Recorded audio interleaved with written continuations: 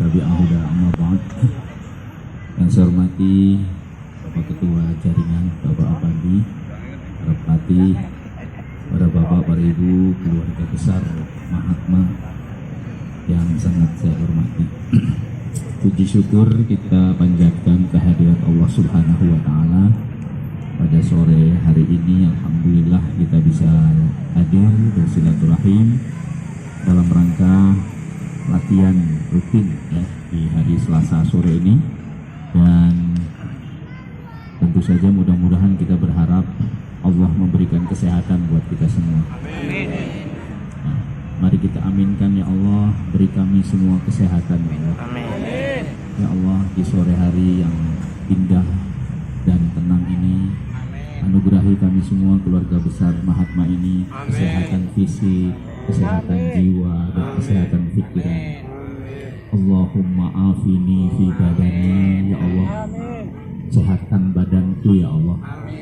Allahumma afini fi sam'i ya Allah, sehatkan pendengaran kami ya Allah. Allahumma afini fi basari ya Allah, sehatkan penglihatan kami ya Allah.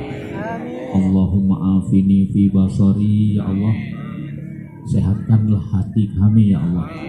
Birahmatika ya arhamar rahimin, dengan kasih sayangmu yang zat yang maha pengasih lagi maha penyayang. Allahumma rabban nas, wahai Tuhan manusia, alhibil ba'sa ya Allah, hilangkan penyakit yang ada pada kami semua ya Allah. Anta syafi ishfi ya Allah, obati kami, sembuhkan kami ya Allah. Anta syafi, engkaulah penyembuh ya Allah. La shifa'a illa shifa'uka, tidak ada penyembuh selain penyembuhmu ya Allah. Shifa'an la yughadiru sakoman, penyembuhan yang tidak meninggalkan penyakit ya Allah. Ya Allah, terakhir kalinya aku mohon dengan sangat, berikan, anugerahkan kepada kami kesehatan fisik dan kesehatan jiwa pada kami keluarga besar Mahatma ini. Ya Allah, aku mohon terimalah ikhtiar kami, usaha kami berolahraga, usaha kami berdoa, dan usaha kami beribadah kepadamu, agar engkau menganugerahi kami kesehatan ya Allah, kesehatan hati, kesehatan pikiran, dan kesehatan fisik. Amin ya rabbal alamin. Mudah-mudahan kita sehat semuanya Bu ya. Rasakan sehat itu mahal. Ada orang datang ke masjid di waktu subuh, tapi banyak yang menangis di rumah sakit. Hatinya ingin datang ke masjid, tapi kesehatannya tidak mendukung. Karena itu kesehatan mahal. Mungkin saudara-saudara kita banyak yang sekarang sedang dirawat di rumah sakit ya. Ya Allah, kita doakan mudah-mudahan mereka diberikan kesembuhan. Saudara kita, orang tua kita, teman kita, dan semua orang-orang terdekat di kita yang sedang dalam keadaan sakit dan uzur, kita doakan mudah-mudahan diberikan kesembuhan oleh Allah Subhanahu wa Ta'ala. Amin ya rabbal alamin. Bapak Ibu sekalian, saya sedikit sharing saja, mudah-mudahan ada manfaatnya sampai jam 5 ya Pak Andi ya. Targetnya ya. Sekarang jam berapa Pak? Jam 4:30, lewat 10 menit ya, lumayan. Setengah 6. Bapak Ibu sekalian, Nabi Muhammad SAW bersabda, ada 4 mutiara yang harus dijaga oleh seorang anak manusia agar martabatnya tetap naik. Itu kata Nabi. Jadi manusia itu ada 4 mutiara, 4 permata, 4 keindahan, dan 4 perbendaharaan. Yang pertama kata Nabi, mutiara yang harus dijaga adalah al-aqlu. Apa namanya? Akal. Akal ini mutiara Bu. Perhiasan mutiara, perbendaharaan yang harus dijaga. Yang membedakan kita dengan kambing adalah akalnya. Yang membedakan kita dengan kerbau adalah akalnya. Yang membedakan kita dengan binatang itu ada akalnya. Maka ketika orang akalnya tidak berfungsi dengan baik, akalnya tidak digunakan dengan baik, maka dia ibarat binatang. Ya, itu bedanya. Makanya ada dalam ilmu mantik itu namanya al-insanu hayawanun natik. Manusia itu adalah hewan yang berpikir. Jadi ketika manusia tidak berpikir, tidak menggunakan akalnya, maka dia kehilangan akalnya dan sama statusnya dengan binatang ternak. Ya, jadi yang membedakan kita sama kerbau itu akalnya. Kerbau itu kan hanya makan, tidur, apalagi Pak?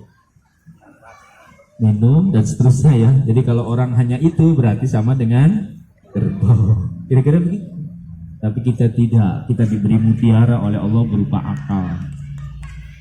Bapak Ibu bisa melihat nggak ketika ada orang di pinggir jalan, nggak pakai baju, nggak pakai celana, apa masalahnya? Akalnya sudah tidak berfungsi dengan baik. Apa bedanya dengan Bapak Ibu yang di sini? Apa bedanya? Ibu-ibu dan bapak-bapak, kalau orang tidak menggunakan baju, tidak menggunakan celana, itu namanya orang apa? Gila. Maka ketika Bapak Ibu tidak menggunakan baju, tidak menggunakan celana, sama Bapak Ibu dengan orang gila. Bapak Ibu pernah lihat nggak di pantai-pantai Bali yang nanti kita akan ke sana? Tahun depan kan Bapak nih? Tapi hati-hati bapak-bapak ya, kalau nanti dibawa ke pantai tutup matanya. Itu orang telanjang, nggak tahu apakah stres atau memang cari hiburan. Tapi yang pasti ketika orang buka auratnya di depan forum, itu sebenarnya akalnya tidak berfungsi dengan baik dan dia identik dengan binatang ternak. Kita tidak, kita dianjurkan untuk menutup. Ya. Mau bagi minum dulu biar enak, silakan Bu. Biar fokus. Ad-dinu. Ad-din itu bahasa Arab artinya agama. Jadi agama yang Ibu peluk hari ini itu kekayaan mutiara yang harus dijaga. Agama yang sekarang Ibu peluk dan Bapak peluk, agama Islam terutama, itu mutiara yang akan menjadi bekal kehidupan kita dari dunia sampai akhirat. Ya, jangan sampai hilang, hati-hati ya. Jangan sampai rusak agama kita. Agama kita itu kekayaan mahal yang nanti akan kita bawa pulang. Yang kedua ya. Yang ketiga, mutiara yang harus kita jaga ya adalah al-haya'u. Al-haya itu bahasa Arab, bahasa kitanya adalah rasa malu. Jadi orang yang masih punya rasa malu itu berarti dia masih punya mutiara. Malu rasanya, saya sudah usia 50 tahun tapi sholatnya masih kurang.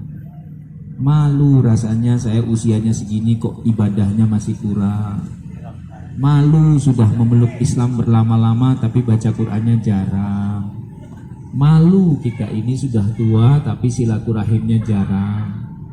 Malu udah tua masih berantem saja sama suami dan istri. Malu. Jadi orang yang punya rasa malu berarti mutiaranya terjaga dengan baik. Ya.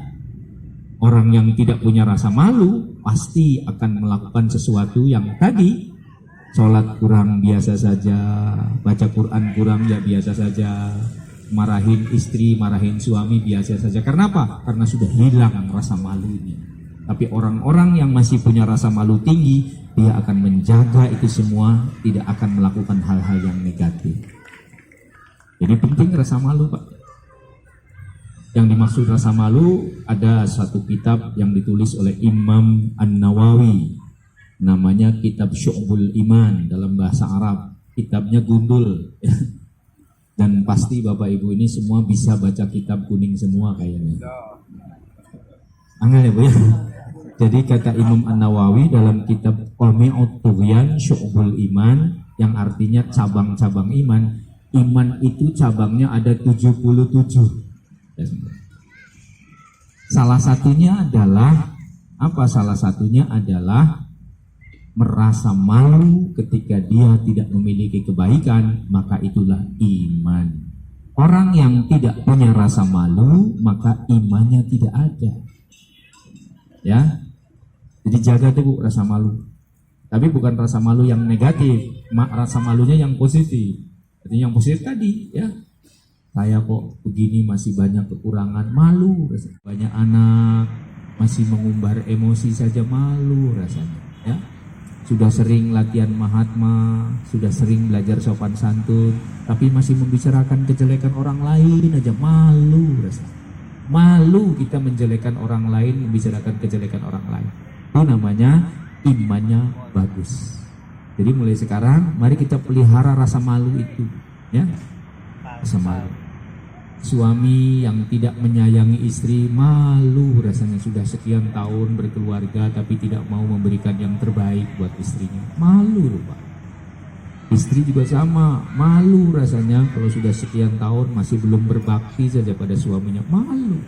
Nah, orang yang masih punya rasa malu berarti imannya masih sehat. Imannya masih sehat. Nah, itu yang keberapa, Bu? 3. Mutiara yang harus dijaga oleh manusia yang ketiga adalah rasa malu. Mungkin kayaknya beda ke? Gelas Pak Imam, ya. Mangga dibagi nang Pak, bari gelis bingung. Oh, dibantu Pak itu. Akhirnya mudah-mudahan jadi pahala yang terbaik insyaallah. Pak Imam, dapat yang tadi ngasih minum ibu siapa tadi? Tadi yang ngasih minum yang pertama tuh Ibu Latifah ya? Dari Ibu Latifah ya? Oh, pokoknya yang taubat memberi minum pada anjing yang kehausan dan kelaparan, lalu perempuan itu mati, anjingnya tertolong, hidup, ditolong oleh perempuan nakal itu. Apa kata Nabi? Perempuan itu masuk surga gara-gara memberi minum seekor anjing yang kehausan. Nah, Ibu Latifah, Pak Pandi, Pak Imam ngasih minum anjing apa ngasih minum siapa? Ngasih minum manusia, berarti pahalanya luar biasa. Luar biasa.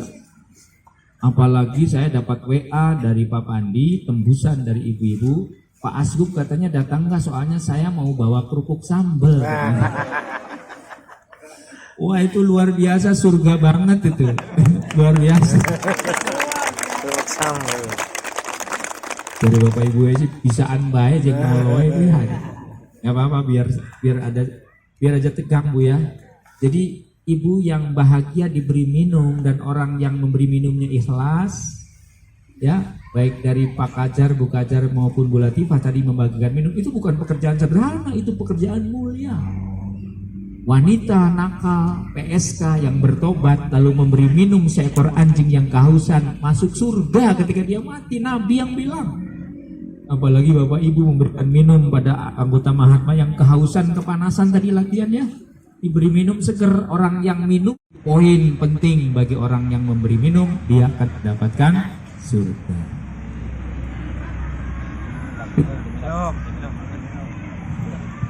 Tapi yang ngobrol aja ibu-ibu jangan dikasih minum. Nggak, ibu-ibu sih nggak ada yang ngobrol kayaknya tuh, ya, wajahnya serius semua. Insya Allah. Paling ibu-ibu yang di sana yang untuk ngobrol. Di sini sih nggak ada kan? Mutiara yang mahal yang harus kita jaga yang ketiga adalah rasa malu. Dan yang keempat, mutiara yang harus kita jaga ini kata Nabi Muhammad ya. Kata Nabi adalah al-amalus salih. Amal kebaikan. Amal soleh itu bahasa Arab. Amal itu artinya berbuat, salih kebaikan. Jadi yang namanya amal kebaikan itu banyak. Sholat amal soleh, ngaji Quran amal soleh, berbagi pada orang lain amal soleh, ya, memaafkan orang lain amal soleh, memberi nafkah pada istri amal soleh, berbakti pada suami amal soleh, duduk di sini mendengarkan orang dan orang bicara menghargai orang juga amal soleh. Banyak sekali. Dagang menyenangkan orang dan orang membelinya senang, amal soleh. Semua kehidupan kita yang baik bisa menjadi amal soleh. Jadi amal soleh itu bukan hanya di masjid, di mana-mana. Di pasar bisa beramal soleh, di kantor bisa beramal soleh, di tempat bisnis bisa beramal soleh, lagi masak bisa beramal soleh, lagi berjalan menuju perjalanan jauh juga beramal soleh, bisa semuanya. Nah, kata Nabi, mutiara yang harus dijaga oleh kita amal soleh, karena itu yang akan menjadi bekal kita. Kalau boleh nanya, Bapak Ibu, amal solehnya udah cukup belum? Siapa yang merasa udah cukup amal solehnya? Belum tak, Bu? Belum ya? Nah, mari kita sama-sama di usia. Ini kayaknya rata-rata usianya 17 tahun ada, Bu ya? Bapak-bapak berapa, Pak? Kayak Pak Junedi sih usianya baru 14 tahun ini. Ya ini usia-usia di atas kita nih Pak, harus selalu ingin berbuat baik. Udah jangan mikirin ngejelekin orang, jangan ingin jahil kepada orang lain, jangan pernah berbuat pikiran orang. Semuanya ingin berbuat baik. Karena deadline kita udah dekat. Saya ulang sekali lagi, ada 4 mutiara manusia yang harus dijaga. Yang pertama adalah akal, dijaga akalnya. Makanya di dalam Islam merusak akal itu dosa besar. Minuman keras salah satu faktor yang merusak akal pikiran. Dalam agama Islam, orang minuman keras itu sama dengan tindakan kriminal. Pada masa 40 kali. Ya, mabuk minuman keras itu kriminal dalam agama, maka dicambuk hukumannya. Pada masa Umar bin Khattab dinaikkan dari 40 menjadi 80. Maka pada masa Umar itu tingkat kejahatan menurun drastis karena tegas menegakkan hukum. Karena apa? Karena minuman keras, narkoba, narkotika, obat-obat terlarang merusak akal kita. Mutiara kita adalah akal, tapi dirusak oleh obat-obatan, maka itu hukumnya dosa besar. Nah, yang pertama tadi akal, yang kedua tadi apa? Agama. Jaga Bu ya. Kita dihina oleh orang, gak apa-apa, gak usah marah. Dicaci maki sama orang gak apa-apa, Nabi aja dicaci maki. Tapi kalau agama kita yang direndahkan, baru kita harus respon. Karena apa? Agama itu harus dijaga. Lagi sibuk-sibuknya Bapak Ibu, bisnis, kerja di kantor, lagi dimanapun, begitu panggilan Allahu Akbar, Allahu Akbar, sholat zuhur, tinggalkan semua pekerjaan kita. Yang lagi di kantor tinggalkan, yang lagi bisnis tinggalkan, yang lagi bekerja tinggalkan, yang lagi masak tinggalkan. Kenapa? Karena sholat adalah agama, agama harus dijaga nomor 1. Tinggalkan semua pekerjaan, kita pilih agama dengan melakukan sholat. Itu Bu ya. Mari kita jaga ya. Tadi pagi saya membuat WA group atau membuat imbauan di WA, karena di kampus itu ada masjid baru Pak Pandi yang baru saya bangun, baru selesai sih 80%. Saya lihat mahasiswa udah mulai aktif, dosen juga udah mulai ngajar masuk. Rasanya sayang kalau masjid besar, masjid bagus lalu tidak diisi. Maka saya WA kepada semua dosen, semua manajemen, semua karyawan, semua mahasiswa, pada saat ada jam, pada saat ada berkumandang adzan, ketika kita sedang ngajar, sedang sidang skripsi, sedang rapat, sedang mengerjakan pekerjaan kantor, tinggalkan semua. Kita berangkat bersama-sama menuju masjid. Supaya apa? Supaya kampusnya berkah, hidup kitanya berkah, melatih sholat di awal waktu. Berat nggak Bu kalau kita sholat di awal waktunya? Mulai dari sekarang. Mulai ya Bu ya? Yuk kita sama-sama. Begitu ada azan, tinggalkan pekerjaan yang apapun. Lalu kita melaksanakan sholat nggak lama kok Pak Bu. Berapa menit Ibu Bapak kalau sholat? Ada setengah jam. Umur kita sehari semalam dikasih 24 jam. Untuk sholat 5 menit, kali 5 berapa? 25 menit, birang-birang Bu. Makanya lu usahakan ketika kita ada jam sholat, harus langsung. Syukur-syukur malamnya sama-sama tahajud, bagus ya. Saya sedang melatih tuh sama istri saya, saling mengingatkan, begitu ada azan tinggalkan semua pekerjaan ya. Kadang-kadang saya suka lupa, lagi asik main di komputer, lagi asik nonton YouTube, begitu azan saking asiknya saya asik aja. Istri saya menegur, katanya ya dan sebagainya, ya kita sholat. Begitu juga ketika isinya lagi asik apapun, ada suara azan kita ingatkan, sudah mulai waktu. Kenapa? Latihan di usia kita ini sudah terlambat kalau latihan sholat di awal waktu baru sekarang. Mestinya dulu sejak balik. Jadi kalau sekarang Bapak Ibu di usia masih 17 tahun ini telat juga sholatnya, berarti kita sudah kembali ke masa lalu.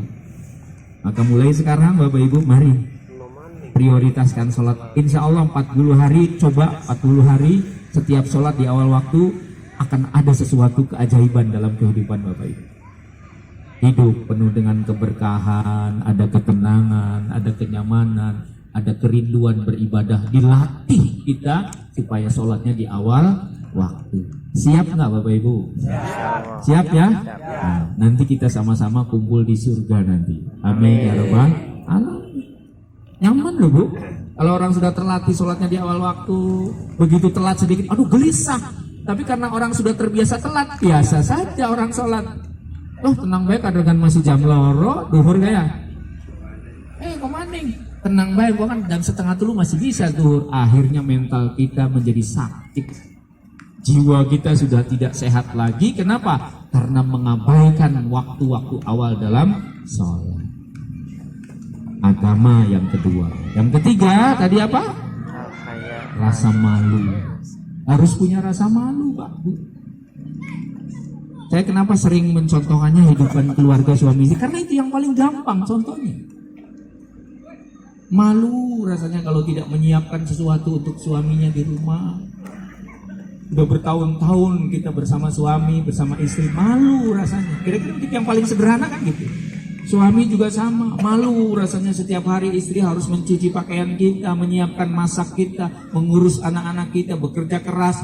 Kalau kita tidak memberikan kasih sayang terbaik, malu rasanya di usia sekarang ini. Jadi kita harus punya rasa malu. Dan yang keempat tadi apa? Mutiara? Amal soleh. Apa Bu? Amal saleh. Mudah-mudahan Bapak Ibu tahu nggak, datangnya Bapak ke sini niatnya silaturahim, ikhtiar sehat, minta doa sama Allah, amal soleh. Jadi amal soleh bukan hanya datang di masjid, itu pasti di masjid, tapi juga bergaul, saling menyapa, saling menghormati, saling menyayangi, itu amal soleh. Buat apa kita sholat tapi dengan sesama bertengkar aja, habis sholatnya. Buat apa kita ngaji hafal 30 juz tapi kalau dengan sesama berantem, bertengkar, saling memfitnah, nggak ada manfaatnya.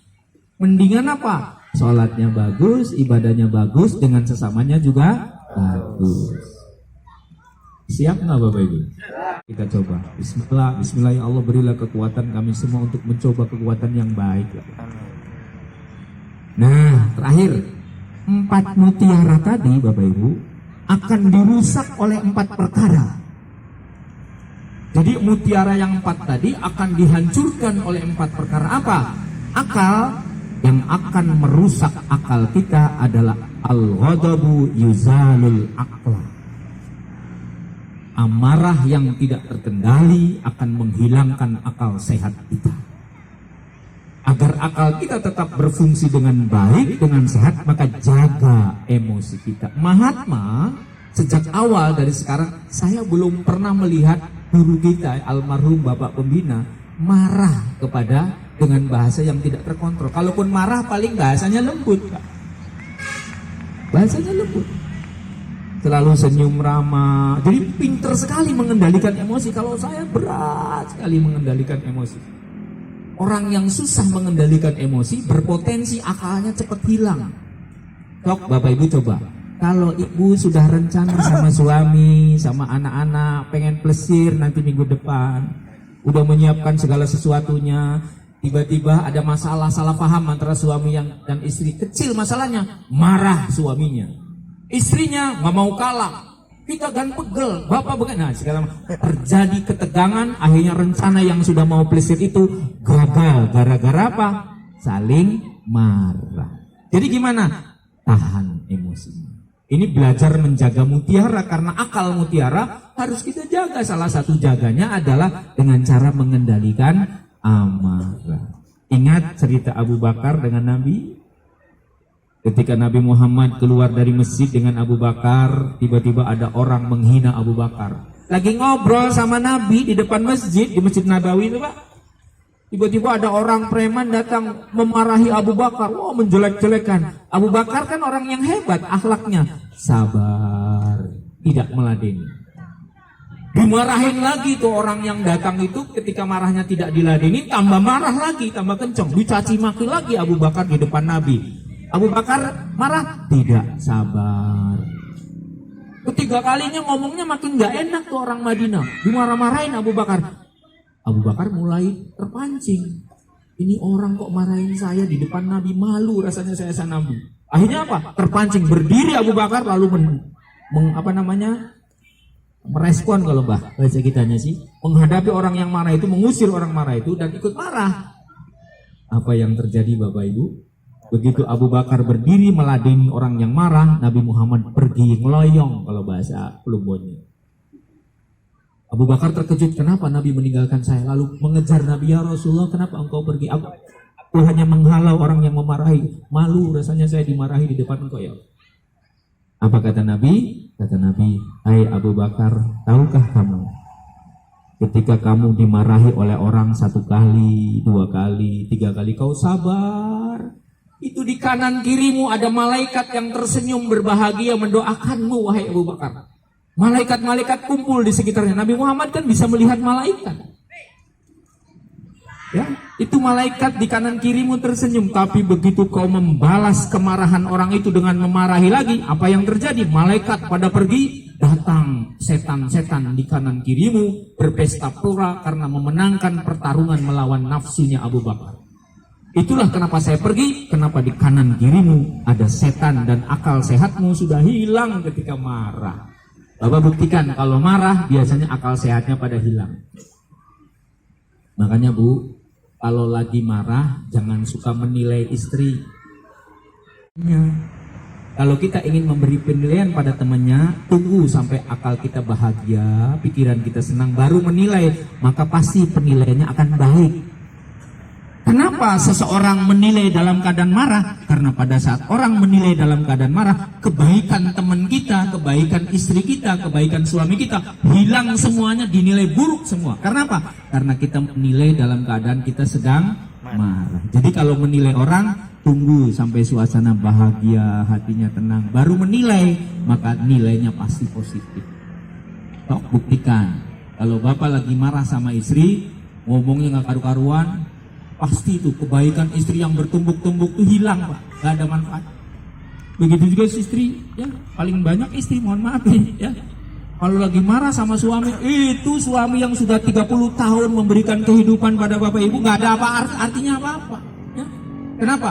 Karena menilai sesuatu pada saat kita marah. Itulah sebabnya kata Nabi, yang akan menghilangkan akal orang adalah amarah. Mulai hari ini siap nggak marah Bu? Siap. Kalau tadi sih siapnya rame, hari sekarang sih siapnya sedikit. Siap nggak marah lagi Bu? Bener. Boleh marah kalau marahnya tepat, sasarannya tepat, caranya tepat, situasinya tepat, boleh. Tapi kalau marah segala macam sampai keluar kata-kata yang jelek kepada suaminya, kepada istrinya, kepada anaknya, pada tetangganya, na'udzubillahi min dzalik. Sampai kalau orang marah itu nggak sadar mengucapkan binatang yang berkaki 4 tuh Pak, apa namanya Pak? Bahasa Cirebonnya apa Pak?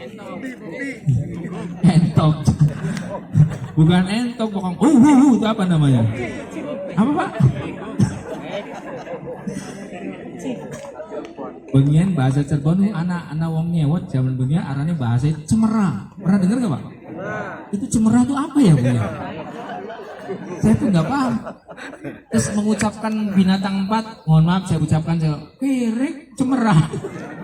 Udah nggak usah lagi sekarang mengucapkan itu, tutup bahasa. Baca diganti dengan apa? Astagfirullahaladzim. Subhanallah. Berpahala Pak. Marahnya berpahala karena diganti dengan kata-kata thayyibah, kalimat thayyibah. Jadi kalau kita marah sama istri, astagfirullahaladzim. Udah jangan diterusin ngomong. Karena nggak akan produktif. Pasti kalau lagi marah ngomong udah nggak jelas itu. Pasti. Saya punya pengalaman banyak dalam kehidupan. Kalau saya lagi marah ngomongin orang lain udah nggak berhenti Pak. Maka berhenti ya. Jangan menilai orang dalam keadaan marah. Latih kita kalau marah ucapkan baca sholawat. Allahumma sholli ala Muhammad. Ya, lagi marah istrinya bacakan Allahumma sholli ala Muhammad. Tenang. Suami lagi marah, baca gitu. Anak-anak satu. Jadi yang pertama, akal itu akan hancur oleh apa tadi? Amarah. Marah. Yang kedua, ad-dinu yuzalu. Ya kalau bahasa Arabnya itu agama, tadi kekayaan agama akan hilang oleh ghibah. Ghibah itu apa ya? Ngomongi wong. Bukan salah. Ad-dinu yuzalu bil hasadi. Maknanya apa? Agama seseorang akan rusak oleh karena perilaku hasud. Hasud itu bahasa Arab, bahasa kitanya apa? Dengki. Dengki itu apa? Kalau ada orang lain punya mobil baru, punya motor baru, kalau kita tidak hasud, alhamdulillah teman saya mobilnya baru, mudah-mudahan Allah memberkahi dan nanti sewaktu-waktu kita bisa pinjam. Nikmat rasanya hati ini. Tapi kalau orang yang hatinya tidak sehat apa? Begitu ada tetangganya beli TV baru, beli rumah baru, paling konoling utangan dibayar-bayar. Nah karena apa? Karena hatinya udah tidak sehat. Jadi agama kita rusak. Mulai sekarang bisa nggak ibu bahagia ketika orang lain seneng? Siap nggak? Ada tetangga kita mobilnya baru, bisa nggak seneng? Alhamdulillah. Pak Pandi ngubungi ketemu, waduh Pak Askup mobilnya anyar, paling oleh utang gitu. Aja hasud si Pak Pandi. Jadi gimana? Alhamdulillah Pak Askup mobilnya anyar, kang mobil sejenis dinggo kanggo anak-anak, kan enak. Tapi kalau hatinya nggak sehat terus ngomongnya belenak, enak. Jadi mulai hari ini mari kita jaga agamanya, jangan dengki. Bu, kalau ibu lagi kondangan lihat temennya kelangnya kalung gelangnya kayak beca, seneng apa nggak seneng? Seneng aja. Jadi begitu bapak lagi ibu-ibu lagi kondangan dalam baturi gelangnya bagus gede-gede, alhamdulillah. Baturi kita sih gelangnya gede-gede, kita sih durung duwe gitu ya. Seneng. Tapi kalau hatinya rusak, paling kan oleh utangnya masih bayar-bayar. Jelek. Jangan membuat hati kesesak. Kalau kita menyimpan rasa dendam dan dengki, itu sedang memupuk penderitaan dalam diri kita. Jadi orang yang menyimpan dendam itu Pak menderita selama-lamanya. Jangan. Ya Bu ya. Siap Ibu? Siap ingin bahagia? Siap. Kalau ingin bahagia, berbahagialah ketika ada orang lain senang. Berbahagialah ketika ada orang naik pangkat. Ya, alhamdulillah tetangga saya naik pangkatnya, mudah-mudahan berkah, doa yang terbaik. Hati kita bahagia. Yang ketiga yang akan merasa apa tadi mutiara yang ketiga apa ingat? Al-haya, rasa malu akan hancur oleh apa? Oleh toma. Tamak bahasa Arab, bahasa kitanya apa toma itu? Rakus. Tamak, rakus. Jadi orang yang tidak bisa menjaga keinginan berlebihannya akan merusak apa tadi? Rasa malu kita. Ya, jangan rakus karena rakus itu akan menghilangkan rasa malu. Jadi Bu, barang siapa yang merasa, perhatikan sini, barang siapa yang ridho dengan pemberian Allah yang diberikan padanya dan dia senang, maka itulah orang yang kaya yang sesungguhnya. Walaupun materinya dia tidak dapat, tidak punya, tapi kalau dia ridho dengan apa yang diberikan Allah padanya, maka itulah orang yang kaya yang sesungguhnya. Tetapi kalau orang tidak ridho, tidak ikhlas atas pemberian Allah, maka itulah orang paling miskin dalam pandangan agama. Jadi gimana? Ridho. Maka jangan rakus. Karena apa? Nanti rasa malu tentang kebaikan kita akan hilang. Dan yang terakhir yang akan menghilangkan mutiara yang keempat apa tadi? Amal soleh. Amal soleh akan hancur oleh ghibah. Ya, ghibah itu apa? Membicarakan kejelekan orang lain. Jangan Bu, mulai hari ini mari kita berhenti membicarakan aib orang lain. Orang lain daripada menjelekan diri sendiri. Padahal kata Nabi, orang yang paling bahagia itu orang yang paling banyak mengoreksi kesalahan diri sendiri. Itulah kesimpulannya Bapak Ibu. Saya dapat PA dari Pak Pandi sama Pak Imam, katanya bulan depan bener tak mau serius mau ke Bali tuh. Tahun depan mau ke Bali. Ibu Bapak serius mau ke Bali tahun depan? Lah, pada meneng baik. Ya ini sih sharing aja ya Kata Bandu. Kalau memang mau, tadi kan kita sudah menawarkan tuh barangkali yang butuh pinjaman dana, saya insya Allah ya saya akan bantu. Bahkan beberapa di antaranya yang mau umroh pun saya bantu supaya bisa beribadah. Kalau nanti tahun depan ada acara untuk pergi keluar kota misalnya ya, dan tidak punya dana, saya siap. Saya punya bank kecil ya, tapi menggunakan sistem syariah ya, bank kecil yang bisa memberi pembiayaan pada yang tukang dagang kurang modalnya, yang mau menikah kurang duitnya, yang SPP siswanya kurang. Insya Allah saya akan membantu itu melalui lembaga saya. Ini salah satu karyawan saya datang ke sini, ini namanya BMT Islamic Center. Silakan, mari sini Pak Sidik, sini ya. Kalau butuh, saya bukan rentenir, bukan Bang Emok. Saya ingin membantu Bapak Ibu yang terjerat rentenir itu. Dan saya sudah buktikan di pasar Kanoman, pasar Jagasatru itu banyak orang yang kena rentenir. Kita bantu mereka, kita ganti dengan cara syariah. Ayo pinjemnya ke saya, Bapak bayar, nanti bagi hasil dengan hasil usahanya. Nah karena Pak Pandi katanya mau rencana ke Bali, barang yang minat untuk memberi pembiayaan, ya pinjam, nanti bisa hubungi teman-teman kita. Cabangnya ada di beberapa tempat tuh, ada yang di Palimanan, ada yang di siapa yang mau kawin kurang, tapi juga pemberdayaan. Kalau ada pedagang-pedagang yang kecil yang butuh modal dan ingin pengembalian sekarang, silakan hubungi nanti Pak Pandi menyampaikan ke saya. Atau misalnya Bapak Ibu pengen ada biaya operasi, dokter dan sebagainya, butuh pinjaman, tidak menggunakan bunga, tidak menggunakan apapun, hanya bagi hasil, nanti hubungi Pak Pandi. Nanti Pak Pandi, teman-teman kita di lapangan akan bantu, ya. Atau yang mau berangkat ke mana? Tadi Bali ya, atau umroh boleh. Silakan yang mau umroh nggak ada dananya, nanti datang ke BMT saya melalui Pak Pandi. Nanti hari Sabtu lebih konkret lagi lah, ya Bu ya. Ini banyak Bu. Ketika saya masuk di Islamic Center itu banyak guru-guru yang nggak punya motor Pak Imam. Itu mereka banyak yang punya motor, kita berikan pinjaman untuk beli motor dan mereka nyicil sama kita. Banyak yang nggak punya laptop dikasih. Saya misinya bukan cari uang tapi membantu orang lain, bahwa nanti Bapak Ibu pengembaliannya ada apa namanya bagi hasil itu untuk gaji para karyawan kita ini, karena mereka digaji ya. Jadi prinsipnya membantu ya.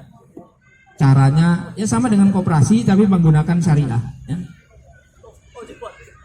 Saya kira nanti lebih lengkapnya pada saat ini ya Sidik ya, atau ingin sampaikan berapa menit? Nanti aja. Sampaikan, monggo silakan. Sidik Lukman, Magister Ekonomi ya. Dulu mahasiswa saya dan sekarang kita tugaskan menjadi manajer di BMT Islamic Center. Nah, dia yang menangani hal-hal yang seperti ini. Monggo silakan, 5 menit aja ya.